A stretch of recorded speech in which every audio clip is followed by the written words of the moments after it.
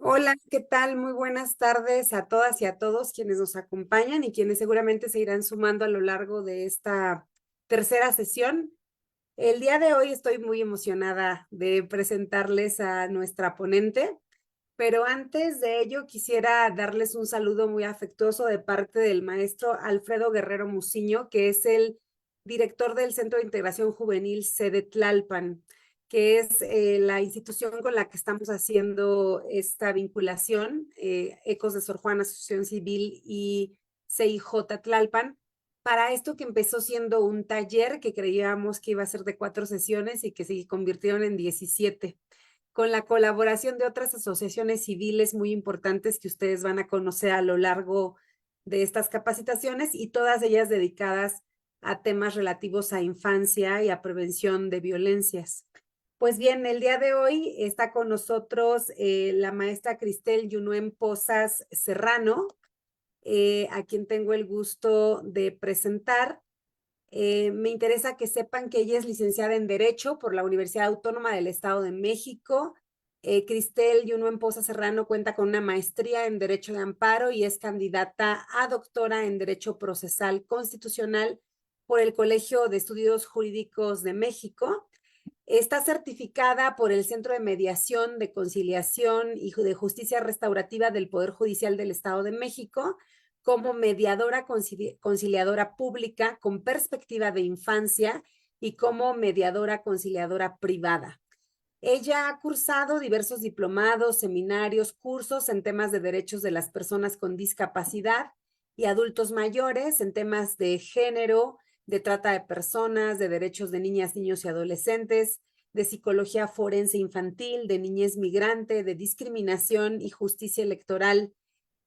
También ha desempeñado cargos en el sector público federal, estatal y municipal, destacando haber sido procuradora de protección de niñas, niños y adolescentes en el Estado de México y también fue directora jurídica consultiva y de legislación del Instituto Nacional del Emprendedor.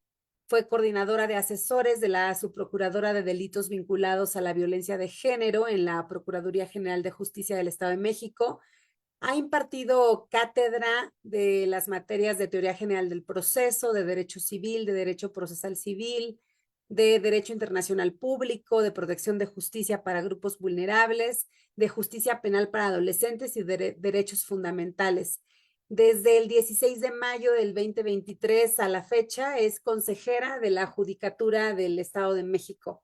Y el día de hoy vamos a abordar el tema de abuso sexual infantil y justamente titulamos el taller o la sesión como ¿qué hacer si me doy cuenta que un niño, niña o adolescente está siendo víctima de abuso sexual infantil? Y justamente, maestra Cristel, quienes nos han pedido mucho esta capacitación fueron docentes y en su caso yo recibí la petición de 3 supervisoras de primaria de diferentes zonas preguntándome qué hacer y sobre todo internamente ellos tienen un protocolo a seguir, sienten que a veces no avanza, que se estanca solamente en avisar al superior, pero no hay una continuidad en una agencia del Ministerio Público. Entonces, bueno, hay muchas dudas y quisiéramos platicar justo contigo de este tema y bueno, pues bienvenida. Gracias, pues muchas gracias por la invitación. La verdad es que es un honor para mí platicar de algo que me apasiona, que son los derechos de la infancia. Y por supuesto, me encantaría hacer remembranza de algunos casos que atendimos cuando era yo procuradora de protección, porque dices algo fundamental, más allá de dar conocimiento a quien tengo que darle conocimiento, qué sucede, dónde se queda la denuncia, qué pasa con las niñas y los niños. Seguramente se han de estar preguntando, ¿y esto genera mayor vulnerabilidad? Pues la respuesta es que sí, y tendríamos que tener mucha claridad acerca de lo que tenemos que hacer y lo que podemos hacer, no solamente como docentes, también como padres de familia o madres de familia y sobre todo como servidores públicos, que hay un carácter reforzado a lo que debiéramos de hacer y me parece que en ese sentido el protocolo que tienen en el área educativa se aleja un poco a la aspiración que dice nuestra Constitución cuando nos dice que si tenemos conocimiento de algún delito, pues lo tenemos que denunciar ante la autoridad competente. Y en cierto modo, los supervisores, los jefes de región o incluso el secretario de la materia, pues no sería una autoridad competente de manera estricta si no fuera el agente del Ministerio Público, porque va a investigar todos los delitos relacionados con estas conductas. Y bueno, ya estar aquí me parece un gran desafío porque al final tenemos muchos tabús, tenemos muchos mitos, pero también tenemos desinformación a nivel social cuando hablamos de abuso sexual, de violencia sexual y de algunos otros delitos relacionados que me parece fundamentales platicarles en un ratito más, profundizar. Pero si me permiten, voy a compartir pantalla para que no sea esto un monólogo y no sea tan aburrido y que podamos por lo menos tener algunas referencias gráficas que nos permitan eh, entenderlo un poquito mejor. Bueno, siempre me gusta iniciar hablando de las niñas, niños y adolescentes y de esta gran consideración primordial que es el interés superior de la niñez. Hay que tomar en cuenta siempre la edad y el grado de madurez de la persona en desarrollo. No son ni medias personas ni personas incompletas, son personas en desarrollo y hay que garantizar condiciones de igualdad y de no discriminación. En los niños y en las niñas hay un irreversible efecto del transcurso del tiempo. No es lo mismo pensar en un niño a los 3 meses que en un adulto 3 meses. Pues 3 meses acaban de pasar en este año que se ha ido muy rápido y seguramente no entenderíamos cuáles son los efectos que tiene este transcurso del tiempo ya desde una visión adultocéntrica, pero sí con efectos importantes en acciones muy concretas de desarrollo, por supuesto, de conducta en las niñas y en los niños. Y pues hay que darles estabilidad en las soluciones y un desarrollo holístico que comprenda la categoría completa de sus derechos. Será fundamental entender que en todos estos procesos, no solamente de una crianza respetuosa, de atención a conductas violentas o sexuales, pues es importantísima la opinión del niño. Veremos un poquito más adelante que la opinión del niño aquí va a ser fundamental porque pues es la premisa básica para entender un abuso sexual. Y por supuesto, preservar rasgos de su identidad, no solamente su nombre, su nacionalidad, sino su cultura y su cosmovisión. Es una premisa internacionalmente válida, universalmente aceptada, la preservación de entornos familiares. Aquí es muy importante mantener las relaciones personales de los niños con otros adultos o con otros niños, sus hermanos, por ejemplo. Y bueno, las niñas, niños y adolescentes, cuando hablamos de interés superior de la niñez, tenemos que entenderlo también respecto del cuidado, la protección y la seguridad de las niñas y los niños. Esto es cómo la comunidad tiene que responder a seguir protegiendo a las niñas y a los niños y con esta corresponsabilidad no solamente de las familias y de los padres de familia y las madres de familia, sino de todas las comunidades.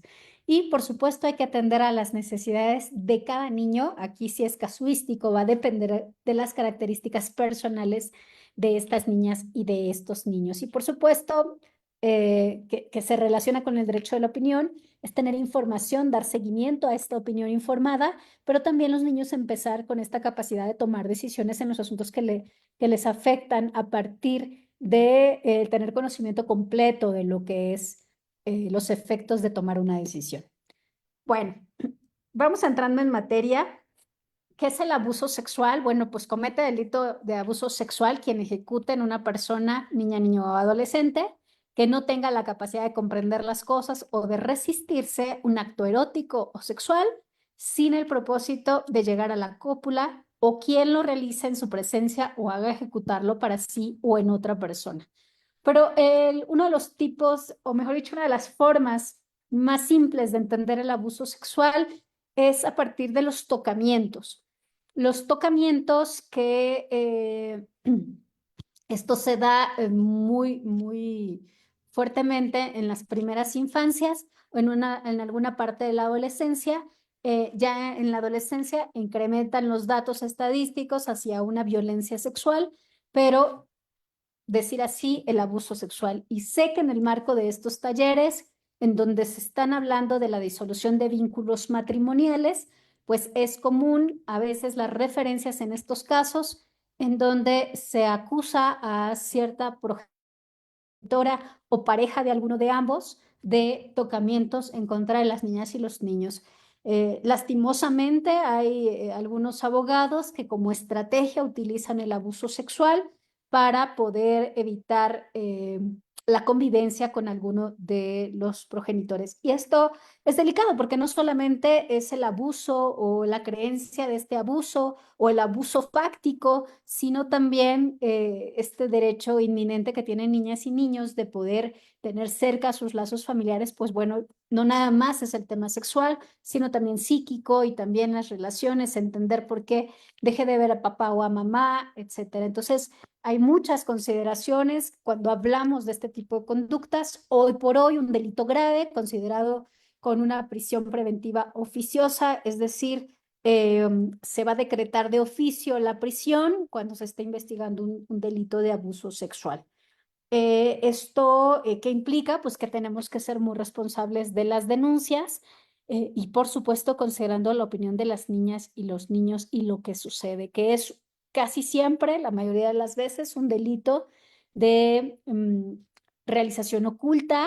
Pocas personas lo ven, pero bueno, las niñas y los niños son muy claros en decir o darnos pistas acerca de lo que está sucediendo, que lo vamos a platicar.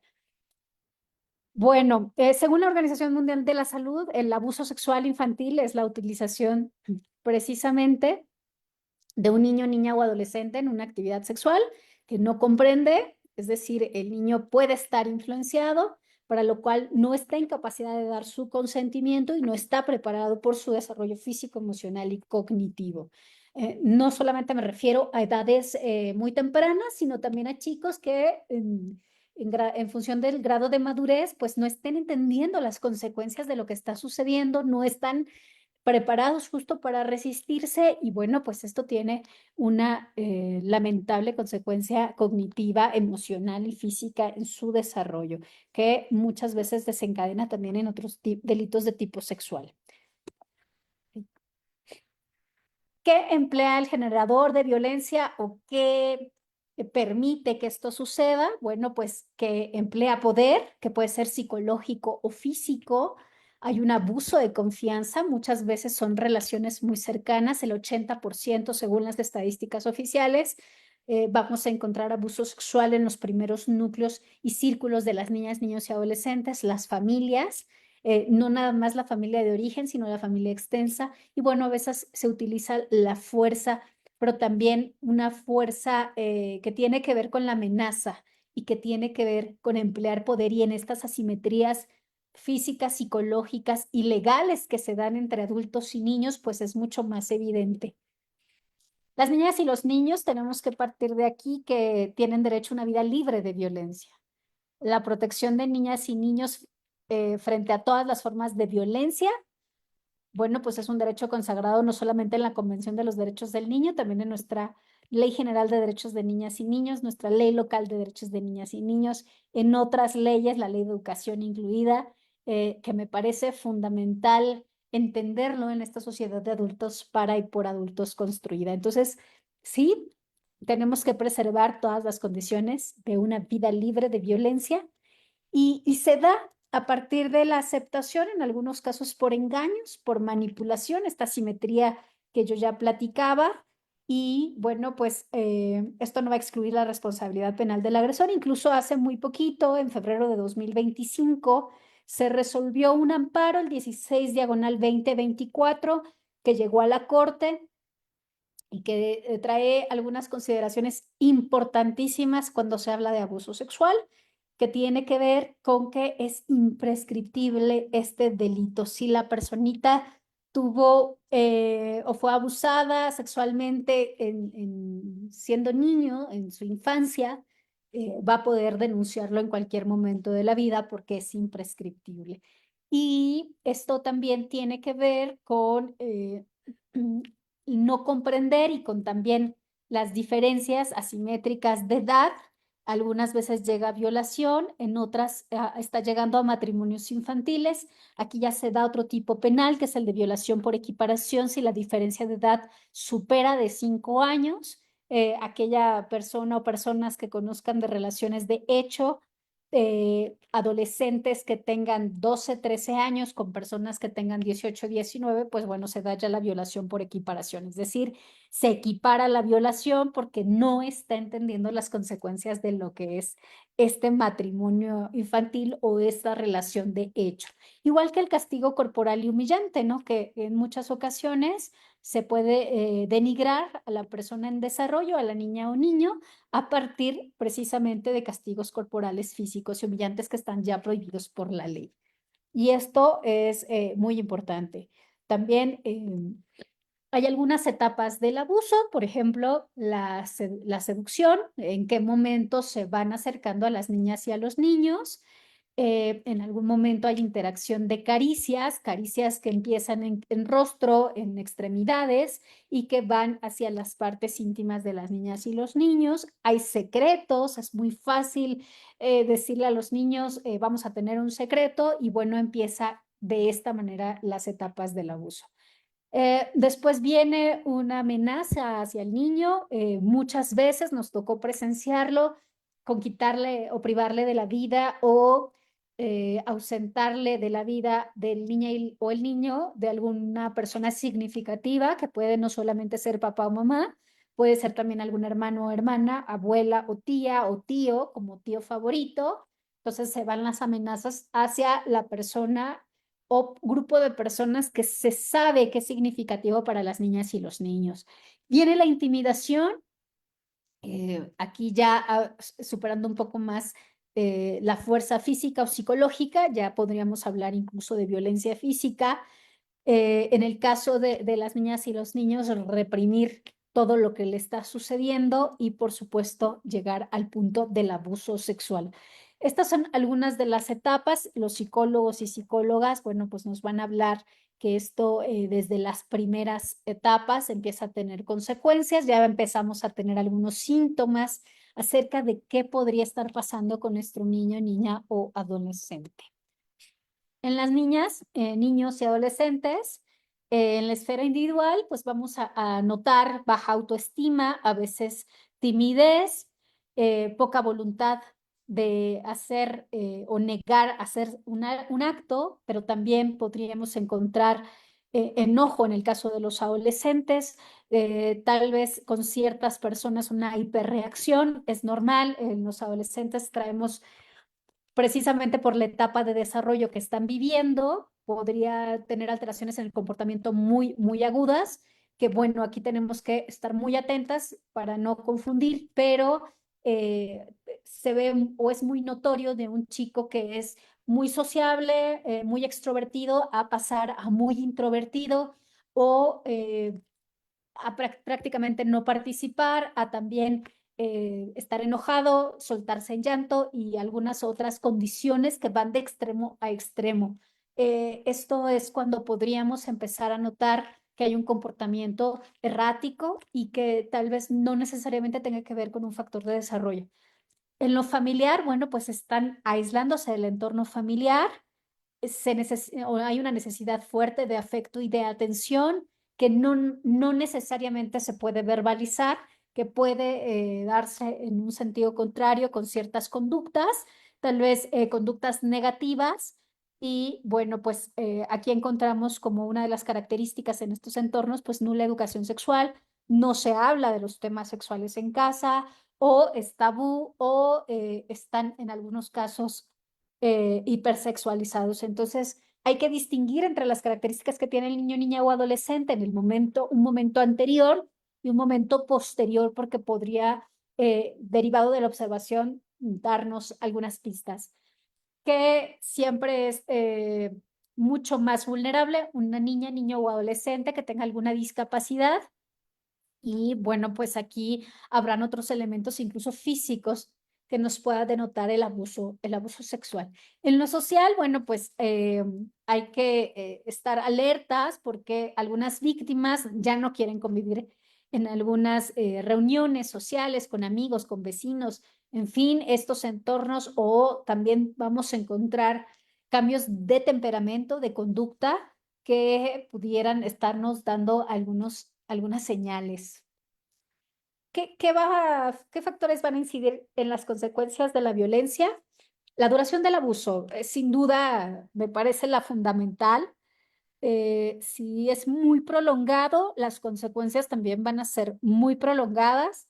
Esto resuena también en un trauma complejo y entonces esto sí es una duración que no porque sea poco tiempo deja de ser vulneración y violencia. Bueno, pues las consecuencias pudieran ser de otro tipo, pero el primero, pues sin duda es que si es mientras más prolongado sea este abuso, más consecuencias va a traer para las niñas, niños y adolescentes. También la relación que tenga entre el niño, niña y su agresor, por ejemplo, en los casos, perdón, ya nos dio la alergia. La relación, por ejemplo, que sea muy cercana o significativa con algún adulto, no solamente sus representantes originarios, no solamente papá y mamá, sino también alguna otra persona muy cercana y desde el momento en el que haya empezado este abuso, ¿no? La edad también del niño, cuando empiezan los abusos, esto nos va a dar luz en cuanto a las consecuencias de la violencia. No es lo mismo que empiece en la primera infancia, cuando todavía no hay tanta retención en memoria, pero que hubiera prolongadose en el tiempo, podría tener consecuencias diferenciadas a un acto que hubiera sido muy traumático a los 8, 9, 10 o en la adolescencia. Entonces, sin duda, también importa mucho la edad, el tipo de abuso por el que se haya generado, que puede ser o que puede estar produciendo mayor daño físico o daño psicológico. Esto también, el tipo de abuso, no solamente abuso sexual, sino también podría ser una violación y esto también va a tener una repercusión directa en las consecuencias que va a generar este mismo hecho. El sexo de la víctima, en algunos casos, bueno, nos trae como consecuencia el embarazo. Nos tocó ver el caso de una chiquita de 11 años embarazada, teniendo, una niña teniendo a una niña, y bueno, pues las consecuencias a largo plazo no solamente tenían que ver con la violencia psicológica y estas consecuencias, sino también tiene mucho que ver, por ejemplo, con que esta pequeñita ya no pudo crecer, el desarrollo de su cuerpo no se dio en las mismas condiciones que hubiera sido si no hubiera estado embarazada a tan temprana edad. Por supuesto, la estigmatización que puede sufrir muchos niños cuando son víctimas de abuso, no solamente varones, sino también mujeres. En el caso de esta chiquita que tuvo su bebé, pues de una comunidad indígena que estuvo estigmatizada y que después ya no pudo regresar a su comunidad indígena, precisamente por la estigmatización de haber denunciado a una persona cercana a ella que había sido su agresor. Entonces, esto también es relevante. Las respuestas y reacciones de los entornos, eh, mismo caso, los papás iban a ver al agresor a la Quinta del Bosque, que es el centro de internamiento de adolescentes, porque su agresor era un adolescente, pero no la iban a ver a ella al centro de asistencia social. Esta es una respuesta que puede generar mucho más trauma, mucho más consecuencias a largo plazo, pues porque estaba teniendo una respuesta negativa de las personas que tenían la primera obligación de protegerla y que biológicamente nos cuidan. Entonces, al final del día, eso tiene mayores repercusiones. También el uso de violencia física, aparte del abuso sexual, que hubiera castigos físicos, que hubiera violencia física, pues va a desencadenar otros efectos y, por supuesto, que tiene una referencia directa a las condiciones psicológicas y emocionales de las niñas y los niños. Por supuesto, la capacidad de resiliencia, ¿qué tanto tiene esta capacidad de sobreponerse a los hechos traumáticos? ¿Qué tantas redes de apoyo le permiten salir adelante y continuar o deprimirse o estar en un momento de no entender qué fue lo que sucedió? Y esto también va a incidir fuertemente en las consecuencias de la violencia. La ausencia de síntomas evidentes. Esto pasa mucho, mucho más normal que lo contrario. Muchas veces los adolescentes han vivido mucho tiempo de abusos, no solamente sexuales, sino físicos, psicológicos, Y el hecho que no sea perceptible a los ojos de cualquier persona no quiere decir que no estén arraigadas estas consecuencias de la violencia en esta personita o grupo de personas en desarrollo. Y esto me parece vital porque como papás o mamás con esta vida tan ajetreada que tenemos, a veces una doble jornada, pues pareciera que nuestro hijo está normal sin tener en cuenta que esté pasando por alguna otra situación. Y esto también tiene que ver con las consecuencias, no solamente en la persona en desarrollo, sino también en las consecuencias jurídicas, porque podría estarse pasando el tiempo para la atención de estos abusos. Bien, ¿quiénes son víctimas de abuso sexual?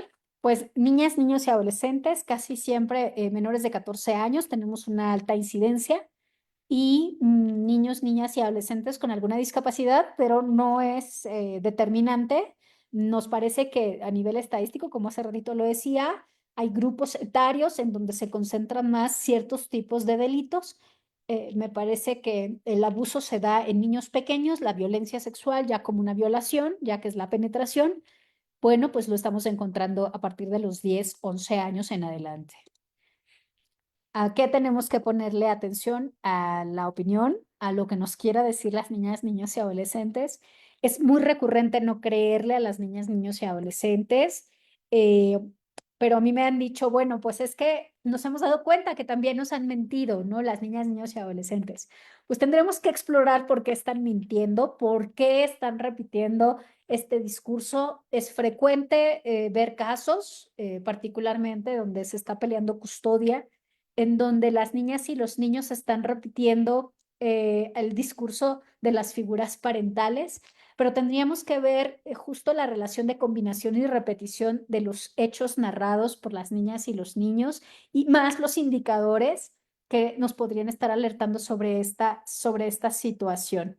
Me parece que esta suma de condiciones nos permitiría entender verdaderamente lo que está sucediendo. Y recuerdo ahora mismo que una maestra me decía que ella veía de una niña, perdón, de un niño muy extrovertido que participaba en clase, que de repente empezó a perder peso, a tener las ojeras mucho más profundas, a que era susceptible de que se enfermara muy seguido y que aparte empezaba a tener algunos movimientos erráticos o que ciertas personas no querían que se acercaran. Entonces esta maestra me decía, yo sabía que algo estaba pasando, no sabía qué estaba pasando, hasta que hubo oportunidad de platicar y pues se dieron cuenta que había abuso sexual en casa y que se estaba dando cuenta en la escuela, ¿no? Y bueno, ahí prendemos todas las alertas sobre esta situación, que como lo platicábamos hace un rato, pues bueno, no basta, honestamente, con platicarlo con el supervisor. Ya hay otras autoridades de protección, como las Procuradurías de Protección de Niñas, Niños y Adolescentes.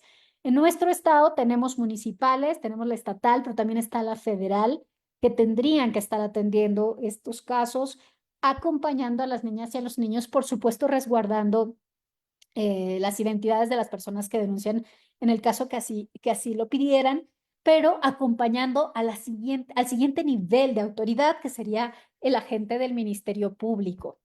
Es por eso que importantísimo reconocer que está existiendo, que está pasando algo, que hay que romper el silencio en torno a esto. Por supuesto, cuando uno es docente, me va a decir alguien, pues se van a exponer a que conocemos a los padres de familia, nos vamos a exponer a que conocemos a la comunidad entera y al rato, pues me van a mí a estigmatizar, voy a perder mi empleo. Pero bueno, al final del día hay que reconocer que existe un abuso, que hay violencia, que esto puede tener consecuencias y que necesitamos romperlo y, por supuesto, que pueda acceder el niño o la niña a la justicia con actuaciones efectivas, rápidas, coordinadas, porque aquí tendrían que intervenir varias autoridades. Tendrían que intervenir la Procuraduría de Protección, tendría que estar interviniendo, por supuesto, la gente del Ministerio Público, no solamente el de género, el especializado, sino también peritos, pero también médicos, psicólogos, hacer un dictamen de género y de violencia y para ver cuáles son los indicadores de violencia y darle acompañamiento. Y a veces los entornos familiares, pues encontramos que no se dan las condiciones para poder creerle a los niños y a las niñas, que están nulificando lo que están opinando y, por supuesto, que hay un grado de negación respecto de estas conductas muy alto. Entonces, bueno, la atención de calidad en la salud mental y física será primordial. Lo primero que una autoridad de primer contacto tendría que hacer es atender física y mentalmente a la niña y al niño, prepararlo en las condiciones necesarias para que pueda después irse a las autoridades de seguridad, a las investigadoras, quienes después van a tener que llevarlo a sede judicial. Recuerden que la carpeta de investigación que se inicia con el agente del Ministerio Público, pues tiene que reunir ciertas características que tienen que ver con la víctima, con los hechos, por supuesto, circunstancias de modo, tiempo y lugar que tienen que ser comprobadas no por los niños y las niñas, sino por los agentes del Ministerio Público, y que hay técnicas de entrevista para con las niñas y los niños para que se puedan determinar. Y después se tengan elementos ante autoridad jurisdiccional, pues para que tengamos una sentencia, ¿no? Que muchas veces la sentencia tampoco resuelve mucho porque las niñas y los niños siguen vulnerables. Entonces, tenemos que repensar socialmente cómo se están dando estas condiciones. ¿Cómo prevenimos? Bueno, pues hay que adelantarnos mucho. Primero hay que estar al pendiente de las niñas y los niños, atentos a lo que dicen, a lo que hacen, a su comportamiento físico, a estas referencias que pueden hacer de cierto grupo de pares, de juegos, de actividades extraescolares, con quién se junta. Por supuesto que crear confianza entre padres e hijos es vital para entender qué le está pasando a mi hijo y darme cuenta de estos cambios que se pueden estar generando. Y me va a decir alguien, pero luego tenemos doble, triple jornada, es imposible estar yo al pendiente de mi hijo. Tenemos que crear confianza en un mundo tan tecnológico que ahora pueden contactar a los niños hasta por un chat de videojuego. A mí me parece absolutamente necesario en estos tiempos tan complejos. Por supuesto, observar actitudes y comportamientos, porque vamos a denotar aquí algunas cuestiones precisamente del abuso o de las asimetrías de poder que están viviendo los niños y las niñas, y hay que fomentar valores, ¿no? A mí me ha pasado que he conocido varios casos de niñas, de mujeres que están denunciando delitos que son inexistentes, y hay un caso jurídico muy, muy relevante en los últimos meses, también dilucidado por la Corte, en el que decían que, bueno, pues es importante la pericial en psicología y entender el contexto que se están realizando las conductas. No porque queramos no creerle a las víctimas, pero también hemos visto un incremento de denuncias en donde no se dan estos delitos. Y entonces me parece que eso es fomentar valores de respeto, de tolerancia, de seguridad personal, pero también de crear condiciones de equidad para todas y todos, ¿no? Me parece fundamental. ¿Cómo protegemos del abuso? Bueno, pues hay que eh, procurar conocer a las personas que están relacionadas con las niñas y los niños. Por supuesto que hay que ver cómo mostramos interés en su vida cotidiana, en lo que hace, en lo que deja de hacer. Hay que escoger cuidadosamente a quienes cuidan a las niñas y a los niños. Esto es prevención. Y bueno, pues algunas señales de advertencia, como lo hemos platicado, ¿no? También habrá que platicar mucho sobre lo que estamos viendo en los medios de comunicación social, en redes sociales, en estas interacciones que se dan de retos y algunas otras situaciones que podrían ponerlos en riesgo. Finalmente, cuando uno es docente, nos parece un poco más cercano estas tendencias que tienen los adolescentes, las niñas y los niños, cómo usan el lenguaje, qué está sucediendo con ellos, porque bueno, al final del día, los docentes, que son siempre aliados en este tipo de situaciones, pues están observando lo que está pasando con sus grupos, y a mí me parece una gran oportunidad de proteger a niñas, niños y adolescentes. Insisto, hay que buscar ayuda siempre, importante. No es nada más denunciar porque sí y cómo hacerlo, porque hay que tener ciertos elementos jurídicos, pero también una persona que acompañe en el proceso. Me dijeron muchas veces, mamás y papás, es que no sé qué hacer. Ya me di cuenta que la pareja, que el amigo, el tío, etcétera, una persona cercana cometió este delito en contra del niño y pues me da mucho miedo a mí como adulto. Pues sí, pero eres la persona de confianza, seguro va a costar trabajo, pero es la persona en que este niño, niña o adolescente está confiando en ti y hay que crearle las condiciones para que pueda denunciarse y, por supuesto, brindarle y que tú tengas toda la información completa, correcta, adecuada, la más cercana. Yo hacía mención hace ratito de las procuradurías de protección, pero si no fuera una procuraduría de protección, eh, podemos ir al Ministerio Público. Sé que es difícil, por supuesto, es tardado, sí, pero es vital. Y mientras menos tiempo haya transcurrido desde una agresión, pues hay más pruebas que existen, que se están preservando de este abuso para poder después llegar a una sede judicial. Y esto es valiosísimo como padre de familia, como madre de familia, que entendamos eh, qué es lo que está sucediendo con este niño, niña o adolescente, pero algo que olvidaba decir es que es importante traducir lo que dice el niño, ¿no? Entender claramente lo que nos quiere decir, particularmente en la primera infancia, en donde no hay a veces el uso adecuado del lenguaje, no se le llama a las cosas por su nombre. Entonces, ¿qué me querías decir? ¿A qué te refieres con eso? Son preguntas importantísimas para entender lo que está pasando con este niño, niña o adolescente. Pues yo me quedaría hasta aquí, me encantaría unos minutos de preguntas y respuestas, pues si hay. Muchas, demasiadas. Excelente. Justo. Dice, puede presentarse, no, ese es como para una psiquiatra, a ver, va así, sería de mucha ayuda que nos informara paso a paso a seguir Sí, para dar seguimiento a las escuelas. Hay otra bien, vinculada que dice, em, ¿cómo debo proceder si el abuso ocurrió hace años? Y otra dice, que tiene que ver con maestros, dice, siendo maestro, ¿cuál es el proceso a seguir si un alumno nos informa que es víctima de abuso sexual por parte de un familiar, pero no quiere que realicemos nada al respecto? ¿Qué hago? bien. Si no quieren, voy a empezar por la última. Si no quieren denunciar, hay que informarle, decirle que eso no está bien, que se tiene que denunciar, darle la seguridad y la confianza para hacerlo. Y muchas veces nos dicen que no por miedo a una represalia de la familia, del primer círculo cercano. Y me parece que es desconocimiento. O sea, al final podría haber un adulto que podría acompañar a esta personita y que pudiera acompañarla en el proceso no solamente emocional, sino también jurídico. Pero sería importante empezar a hablar de los efectos de la denuncia, no solamente privar a una persona de su libertad por haber cometido un delito, sino también porque hay consecuencias de los actos que realizamos. Y esto es verdaderamente importante si queremos ir cambiando a esta sociedad en donde no nos responsabilizamos por nuestros actos. Justo ese es el discurso que se tiene que utilizar, decir que es responsable la persona de que decidió hacer daño y no es responsable la persona que está sufriendo el daño. Y eso me parece valioso explicárselo bien a los niños, niñas y adolescentes. El paso a paso, sin duda, pues tienen dos caminos que hacer los docentes o los supervisores o alguien más.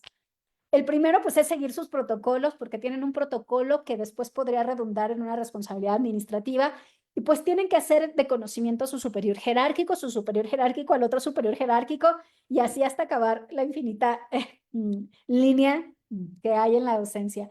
Pero es importantísimo que pudieran tener un consenso muy claro en donde si el adolescente o el niño o la niña denuncian de manera espontánea, libre, y porque crearon un lazo de confianza, podemos acompañar ante una autoridad de protección. Yo hablaba de la Procuraduría, pero también podría ser cercano el CIPINA. En algunos municipios es más cercano los CIPINAs que las Procuradurías o a la agencia del Ministerio Público. Cuando llegan con una autoridad de protección, esta tendrá la obligación de hablarle a los cuidadores de este niño o niña. No es necesaria la confrontación. en absoluto. Al contrario, si lo llevo con la Procuraduría, presentamos y exponemos la situación, sería más sencillo pues que la Procuraduría o CIPINA pudiera intervenir de manera correcta. Y bueno, a partir de ahí iniciar la carpeta de investigación. No porque nos lo devele a nosotros, nos hace partícipes en la investigación, salvo que ustedes así lo decidan. Pero al final del camino sí somos responsables de denunciar, no solamente siguiendo la línea administrativa, sino también por obligación al ser servidores públicos teniendo conocimiento de un hecho delictivo. Recomendaría pues denunciar ante la gente del Ministerio Público y hacer conocimiento a mi titular, hablando de la jerarquía educativa. Después de ahí podría continuar solito el proceso, pero ustedes por lo menos haber hecho el conocimiento. Me dice alguien, estoy en una zona muy complicada, mucha inseguridad, aquí me van a sacar hasta la pistola, como me lo dijeron en algún momento. Bueno, también hay denuncias anónimas, ¿no? Pero ¿cómo me voy a resguardar con una denuncia anónima? Pues hay carpetas de investigación, hay números de denuncia que están a partir de las denuncias anónimas, entonces también podría ser ahí. En algunos casos podemos hablar al 911. El 911 también tiene una línea de derivación de denuncias que podría ayudar y salvaguardar, pero no quedarse con esa información. A veces es muy tardado cuando pasa de la supervisión, las subdirecciones académicas a las procuradurías de protección y podríamos poner en más riesgo a las niñas y a los niños. Y me faltaba una, ¿verdad, Reggie? La primera. Sí, perdón pero por ejemplo, creo que la negativa del docente o del supervisor de ir a, híjole, me voy a atrever a decirlo, pero de ir a la agencia del Ministerio Público siempre es el miedo a las represalias, que su jurídico le dice que no se mete en problemas y el tiempo que se considera perdido al acudir a una agencia del Ministerio Público. Luego entonces entiendo que todo eso que ellos mencionan no se compara con el bien que van a hacer si denuncian y no se compara, no hay forma con el daño que está sufriendo el niño, niña o adolescente. Pero entonces, si van a la Procuraduría de Protección de Niñas, Niños y Adolescentes del DIF municipal y hacen ese escrito, esa solicitud o esa, no es denuncia, pero bueno, sí, lo informan, podríamos decir que queda en la cancha del sistema municipal DIF dar seguimiento a ese asunto y de esa forma es como un apoyo más al docente, ¿correcto? O sea, sería, no quiero ir a la agencia de la MP, pero sí puedo ir al DIF municipal y ellos son los que con el grupo multidisciplinario tendrían que intervenir, ¿es correcto? Es correcto. A partir de que conoce el caso la Procuraduría, sí o sí tiene que ir a la agencia del Ministerio Público, hacer incluso valoraciones de las redes familiares, hacer una entrevista psicológica inicial de trabajo social, médicamente también. Y ahí es donde se podrían descubrir muchas más cosas, no solamente el abuso que nos lleva a hacer la denuncia correspondiente, sino también podríamos estar encontrando un síndrome de niño maltratado por parte de los familiares, tal vez un grado de desnutrición importante porque el niño no está comiendo bien, tal vez otro tipo de enfermedades que pues estamos en contra del tiempo, ¿no? Y creo que de la manera en la que incluso los docentes se pueden proteger es haciendo la denuncia y pidiendo a las procuradurías la reserva de su información porque están en su derecho. O sea, yo ya vine, ya denuncié, reserva la información como confidencial. ¿Por qué? Pues porque al final del día yo vine a hacer reconocimiento de un hecho delictivo y ve y tú y denuncia. Lo que pasa, las procuradurías se vuelven los abogados de las niñas y los niños y entonces pueden denunciar. En alguna ocasión vi una carpeta de investigación que prácticamente era el personal de la Procuraduría ofendido. Y ofendido tendría la calidad de los padres o las madres que denuncian, ¿no? Entonces se asimila, se asemeja y puede ser un mecanismo que les quita menos tiempo y menos consecuencias administrativamente hablando. Pero al final del día es un delito y los delitos se tienen que denunciar en términos de la Constitución Federal. Entonces, esto se puede agravar si no denunciamos, si fuimos omisos y pues sí serían sujetos de una responsabilidad. Sí, alguna vez escuché una ponencia de un magistrado en materia penal que decía justo que cuando eres servidor público a lo mejor no denunciaste y no pasó nada, más bien sí pasó, el niño siguió sufriendo y todo lo que sabemos, pero no pasó nada porque nadie se enteró que yo supe como servidora pública. Pero Claro. si se supiera que sabías de este hecho, que eras servidor público y que fuiste omiso, entonces habría consecuencias legales en contra mía como servidora pública que cayó el hecho, ¿no? Por supuesto, porque imagínate que este niño o niña que empezó seguramente por tocamientos, después se convirtió en una violación y después en una privación de la vida. Entonces escaló a tal grado que la vida, que es el bien más preciado de todas las personas, pues se perdió.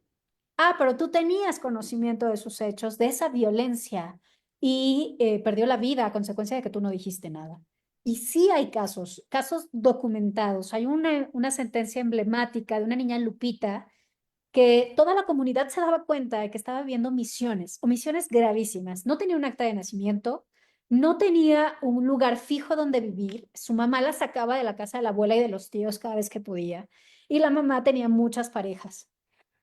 Un día la mamá y la nueva pareja se intoxican, la golpean, la matan, la avientan literalmente en un camellón y la niña fue abusada sexualmente una vez muerta. Entonces, lo que significó eso es que hubo omisión por muchas personas, por personas que sabían que la niña estaba viviendo violencia física, psicológica, hasta una violencia jurídica al no tener un acta de nacimiento, no podía estar en una escuela y la niña tenía 5 años. Entonces, esto tiene que ver con una violencia sistémica, ¿no? Que nos abarca a todos y que esta niña desafortunadamente perdió la vida. Después de ahí, bueno, pues la mamá está detenida, por supuesto, y con una pena altísima por feminicidio, porque aparte fue degradante, denigrante, aunque la violación fue por un tercero, pues bueno, también se expuso el cadáver y con dolo, ¿no? Entonces, sí, se pueden complicar más las situaciones de violencia y sobre todo afectar de mucho mayor medida a los niños y a las niñas, por supuesto a los adolescentes.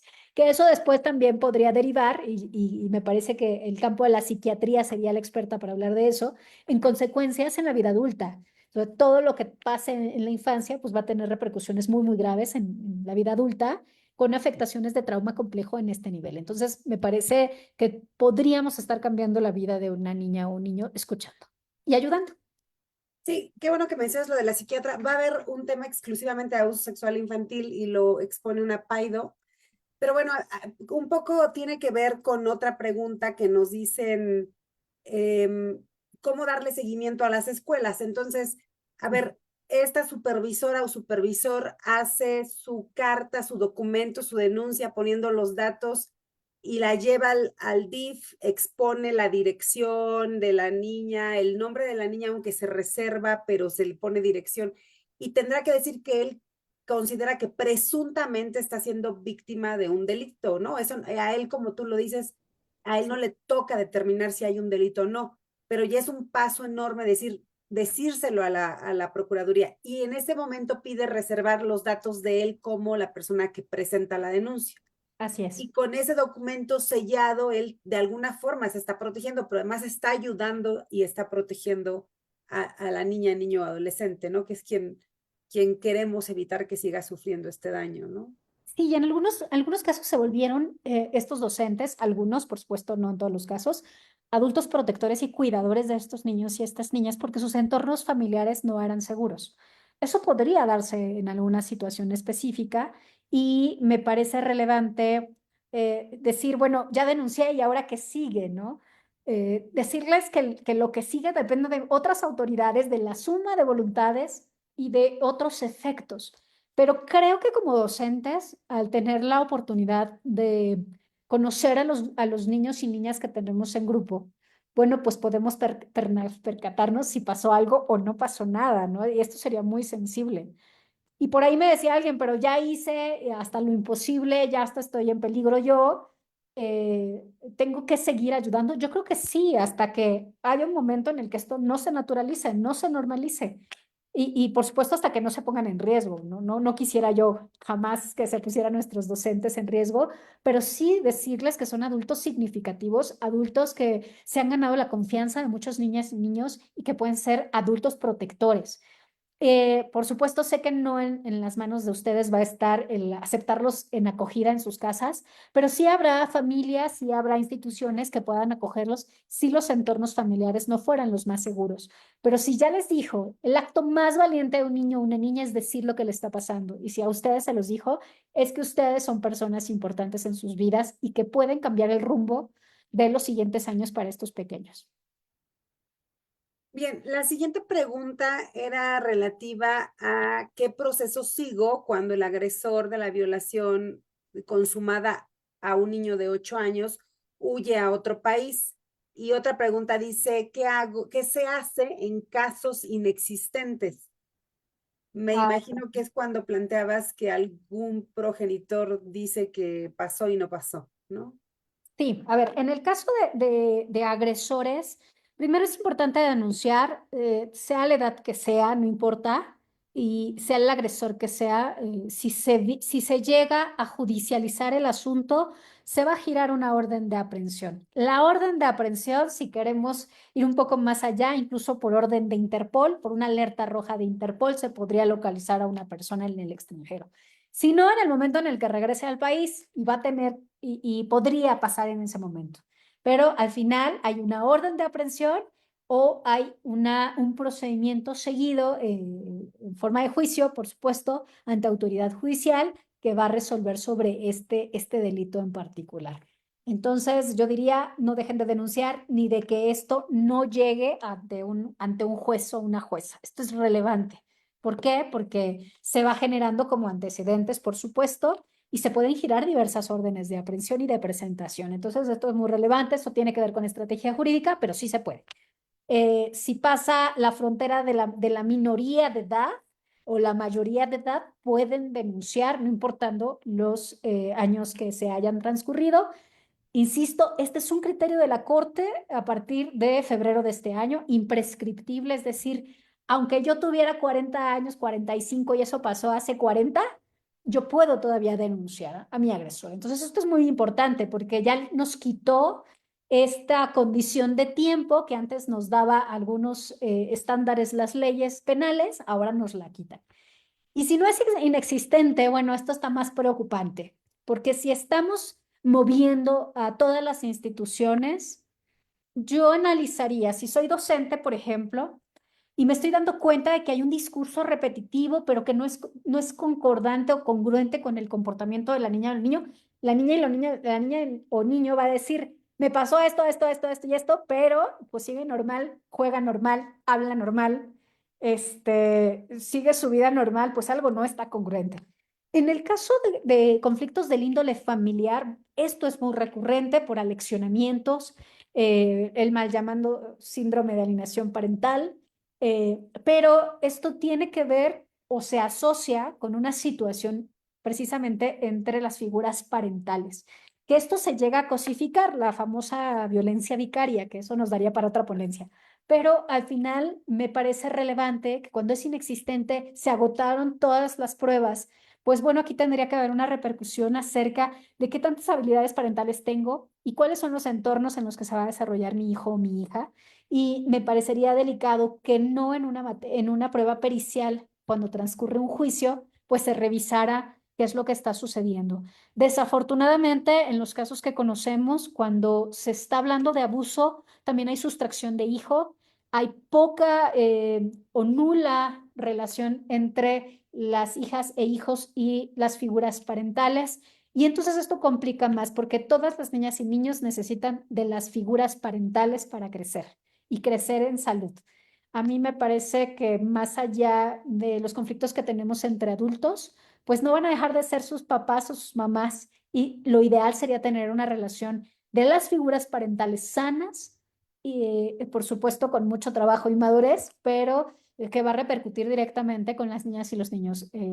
Casos muy extremos, bueno, aquel papá que dejó casi 12 años o 15 años de de muchos amparos, de muchas situaciones en juzgados que no permitieron que durante 15 años tuvieran las niñas relación con la mamá. Imagínense qué es eso. Pues sentimientos de abandono, de rechazo, tal vez discursos que estaban alineados precisamente a no querer a mamá y no querer convivir con ella, pero que esto a la larga pues va a determinar también la personalidad de las niñas y los niños, y eso está evidenciado científicamente que se necesitan a las dos figuras parentales para poder crecer saludablemente o lo más saludablemente que se pueda. Gracias. Una pregunta dice, ¿cómo denunciar la sospecha de abuso sexual en niñas, niños, cuando la sospecha surge de la exploración física que se realiza en un consultorio del IMSS, donde el protocolo dice que hay que enviar a mamá a urgencias y en urgencias hacer la llamada al MP, pero la mamá nunca llega a urgencias? Ok, o sea, es decir, mamá se fue, dejó a la niña ahí. Entiendo, más bien entiendo que el médico o médica se da cuenta en la exploración y su protocolo en el IMSS dice que hay que irte al área de urgencias y desde urgencias hacer la llamada al MP, Ok, pero la mamá no quiere hacer denunciar. la denuncia, o la mamá no se quiere presentar a hacer la llamada. Eso es muy común, mamás que están, que saben de lo que está sucediendo y que no quieren denunciar por muchas cosas, ¿no?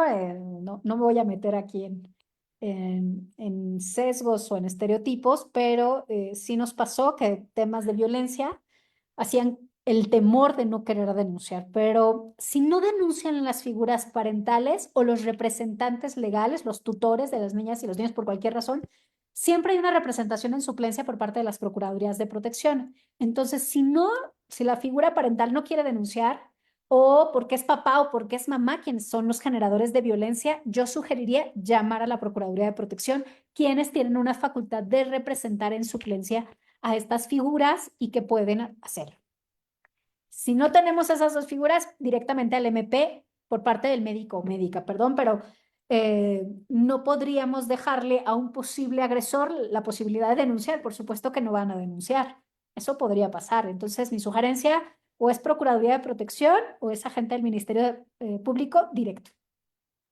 Sí, en este caso vuelven a preguntar lo mismo con relación a las escuelas porque nos dicen hasta dónde la escuela puede intervenir, pero un poco entiendo, además de lo que tú digas, que tanto en el IMSS, este médico que lo pregunta o enfermera, como el docente o supervisor, tienen esta ventana con las Procuradurías de Protección de Niñas, Niños y Adolescentes, ¿correcto? Y obviamente lo ideal sería llegar a MP, pero si no quieren, Claro. que acudan a la Procuraduría de Protección de Niñas, Niños y Adolescentes o al CIPINA, como mencionabas. Incluso hay una agencia del Ministerio Público que se llama Hechos de Tránsito y Hospitales, en el caso de hospitales, que tiene contacto directo con agentes del Ministerio Público y son agentes del Ministerio Público que atienden hechos precisamente en hospitales como este, ¿no? ¿Por qué? Porque es frecuente ver casos de que llegan a hospitales de chicos o chicas que han sido abusados sexualmente y cosas peores. Entonces, la verdad es que es la autoridad que tenga el primer contacto la que tiene posibilidad de denunciar. Y bueno, pues aquí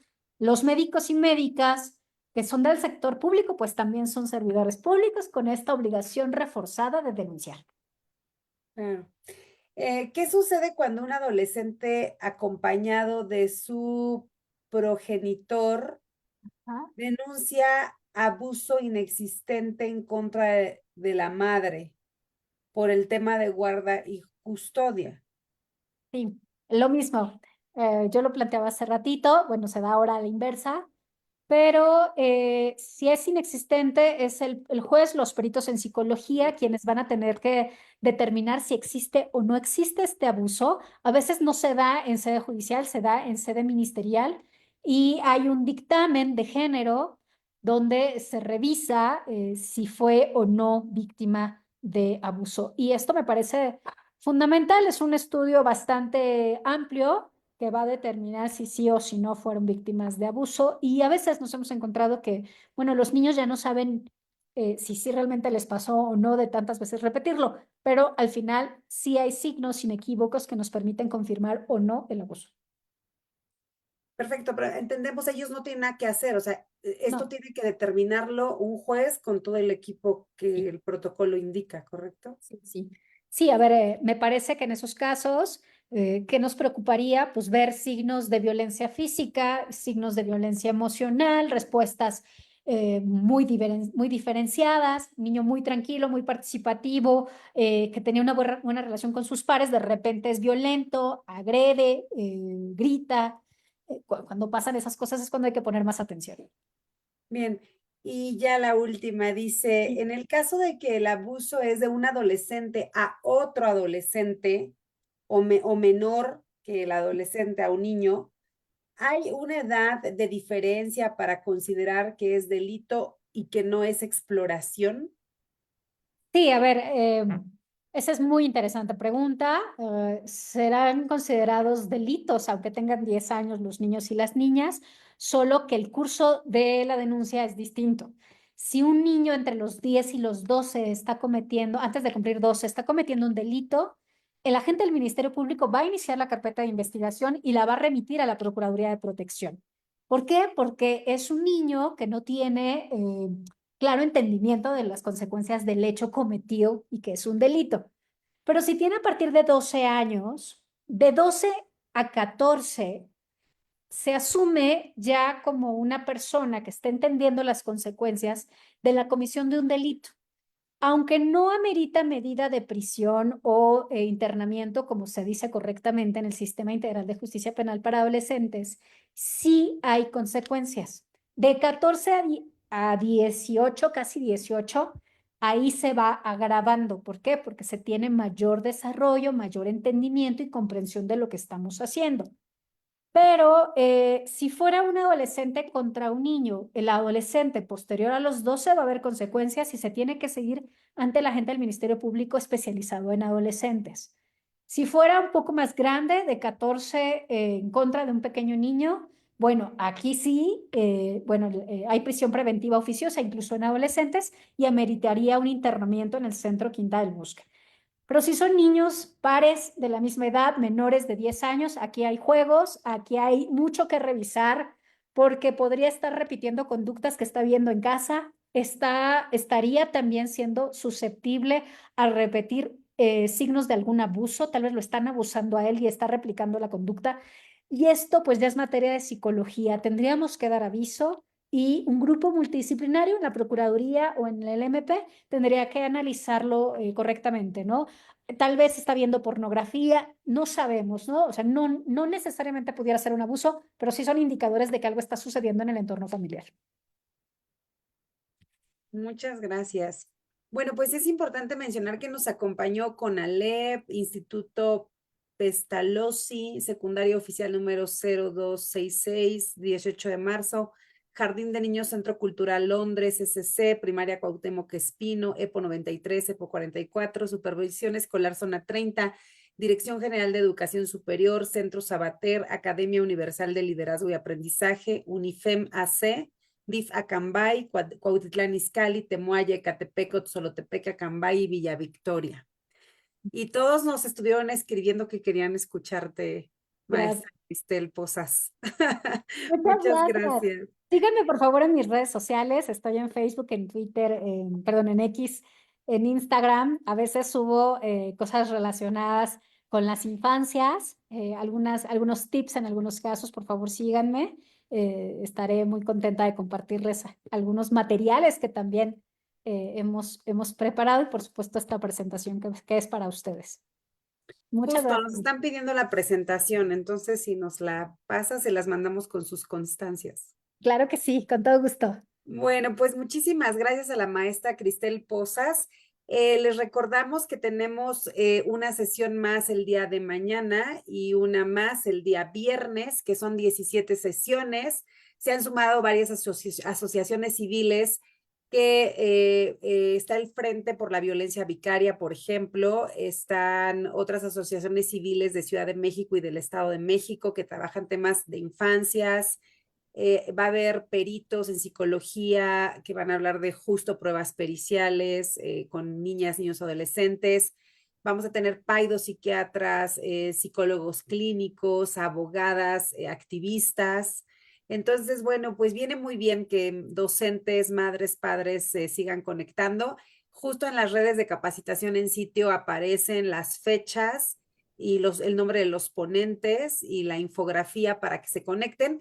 Y rápidamente recuerden que para recibir constancia necesitan escribir un comentario de lo aprendido hoy con la maestra Posas para que por favor lo escriban, ponen su nombre, ya no tienen que poner correo ni nada porque ese ya lo tengo en su registro, pero ponen su nombre y un comentario de lo aprendido. Así que bueno, no olviden que siempre hay una puerta, pero sobre todo hay que hacer prevención. Creo que desde la escuela sí podemos implementar realmente programas preventivos con fundamento científico que ya existen, ya están diseñados, solamente hay que aplicarlos, no hay que inventarlos, ya están hechos. Y bueno, pues también nos ponemos a sus órdenes desde ECOS de Sor Juana AC justamente para apoyarles en implementación de estos programas de manera gratuita. Así que bueno, pues muchas gracias, Cristel, y un abrazo enorme. Igualmente, una a la distancia, gracias a todas y todos por el interés. Gracias.